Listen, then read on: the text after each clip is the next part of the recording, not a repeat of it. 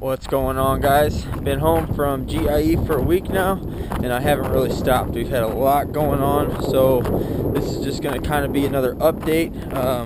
Nothing too special, but we did end up kind of changing plans on the shop. We were going to wait on concrete and that, and ended up not waiting. So we poured the concrete last week, and we're hoping to get the framing started here this weekend yet. So I am going to backfill around the concrete real quick, take the supports off, and then hopefully get the framing started. But like I said, we ended up kind of changing plans there, and I also have an update on the new truck, and I will let you know what that is as soon as I backfill around the shed.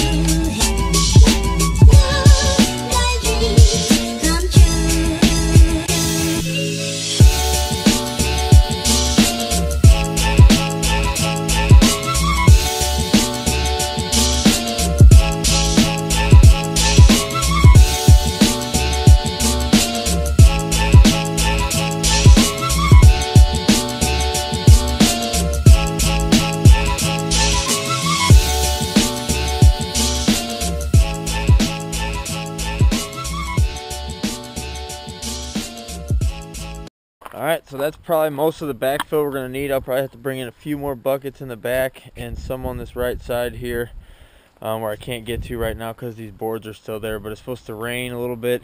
So I wanted to get the dirt in here before it rains so I don't have a mess on my hands, and at least this can start packing down. So I filled it. I didn't really grade it too much. It's roughly level, but I'm not worried about getting it to grade. Like I said, I just wanted it there before it rains to start packing down.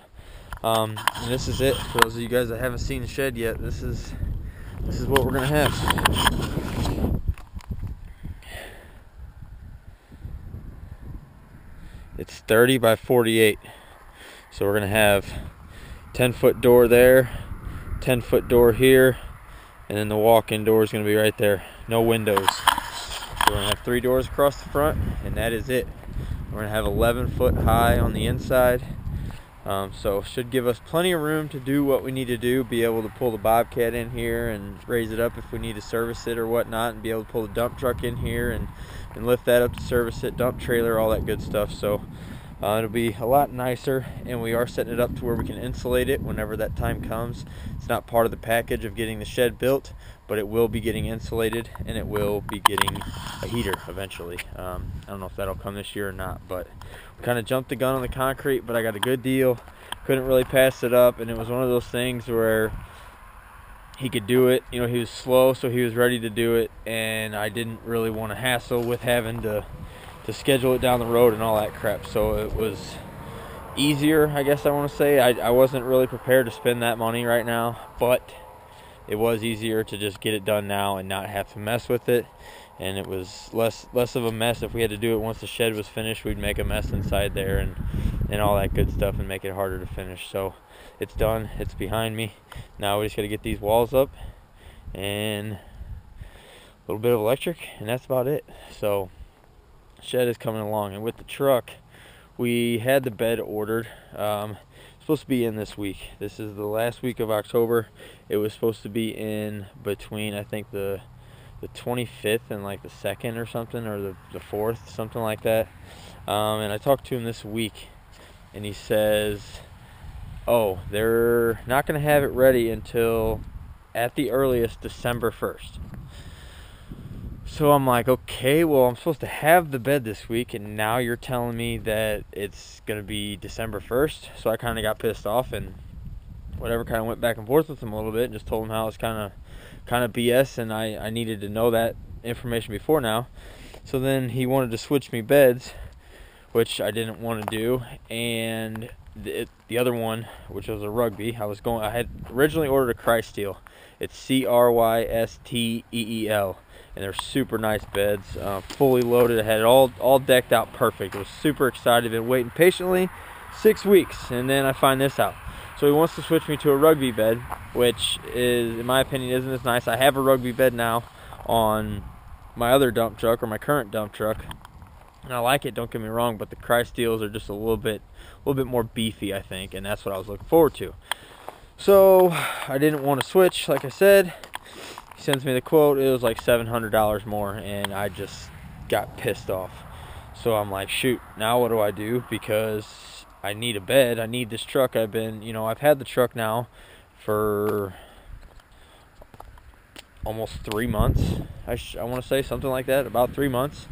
And it's been sitting here. I've driven it like 40 miles in 3 months. So I'm ready to get this truck to work. I need to get this truck to work. I spent all the money on it and I haven't got to use it. So I'm ready to put it to work. So I started looking on Craigslist and looking for beds, and I think I found one. I found a 1990 Chevy dump truck. It's 1 ton. It's a dually. It's got an 8-foot Stihl bed on it, and that's what I really wanted. And the guy wants $3 grand, truck and bed. And the bed's in pretty good condition. The only thing it doesn't have that I wanted is fold down sides, but other than that, it's pretty much the same bed. Fold down sides. It doesn't have the tarp, and it doesn't have the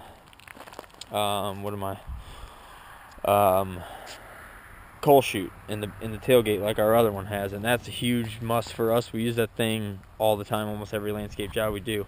So I have to do a few things to it, but I'm going to be able to take that bed off and either sell that truck as a cabin chassis truck, or like buy a cheap flatbed or something for it, put that on there, and then sell it for what I bought it for. So I think at the end of the day, I'm going to come out ahead on this deal. I know I'm going to come out ahead, but I think I'm going to come out almost getting this bed for free. Doing some work, obviously, and driving to go get it. It's like 2 hours away. But I think when it's all said and done, I'm going to end up paying. I'm going to put the coal chute on it. I'm going to get the tarp system for it and do a couple small things to it and probably get it painted. But I think probably when it's all said and done, I'll have less than $2 grand getting it painted and buying all those accessories and getting the coal chute put on it. So at the end of the day, it is going to be a huge saving for me, which is going to be awesome because that's going to go towards an excavator. So all in all, it's a good thing.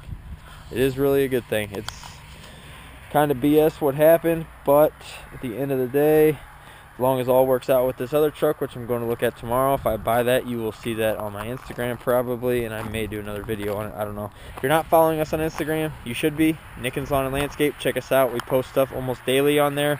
We try to do a story a day and kind of just come in and out and show you what we got going on for our day. Well, that pretty much wraps it up for this one. I know that was kind of a near full, but that's what we got going on. And like I said, at the end of the day, I think it's all going to work out. I spent more money on the concrete, but I'm saving money on the bed, and it is what it is. So it's another day in the life of a business owner. If you guys own a business, you know what I'm talking about. If you don't own a business, then you have no idea what I'm talking about. But it gets crazy all the time. There's always something. You're always putting out fires, but I love it. It's what keeps me going. It's what makes me happy. So that's what I'm going to continue to do. Thanks for watching, guys. I appreciate all the support. Like I said, be sure to check us out on Instagram. We also have a Facebook page. We gear that more towards our customers, but be sure to give that a like and check it out. We do post a lot of content on there as well. I hope you enjoyed this video. Show that like button some love, hit that subscribe button, and I'll see you in the next one.